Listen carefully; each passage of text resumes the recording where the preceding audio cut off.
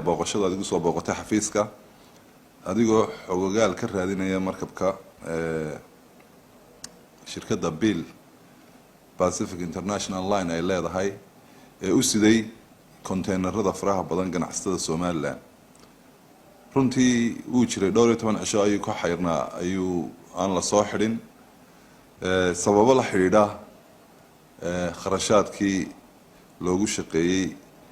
oo lagu yeeshay sida awgeed wali kharashaadkii lagama hayo hase yeeshee anagoo tixraacayna tixgelinayna ahmiyadda weyn ay leedahay ganacsatada Soomaaliland ayaa waxaan go'aansaday in markabka la soo xidho badeecada uu sidana laga rogo kadibna uu anchorage-ka ku xayrnaado inta la bixinayo deynta laga rabo markabka marka muddadii uu markabku badda taagnaa waxa loo sheegay inaan loo shaqeyn doonin ilaa uu bixiyo lacagtii hore waanay ogaayeen shirkadda Bill way ka dhaga adeegtay markii hore waxaana ku sheegtay in loo haysto markabka arrimo caafimaad dadkana DO-gii bay u soo jareen taasoo khalad badan ku keentay dadkii anagoo ka duulayna oo u danaynayna ganacsatada reer Somaliland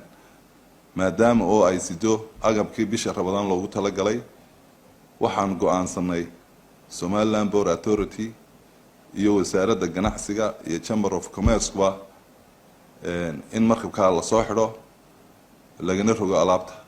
ganacsatadu leedahay markabkaasi waa xalay 12 habeenimo ayaan soo xidhnay alaabtiisina way degaysaa waana cashuuranayaan macaamiishii hawshina saasay ku socotaa alxamdulilaahi rabbil caalamiin markabku marka la rogo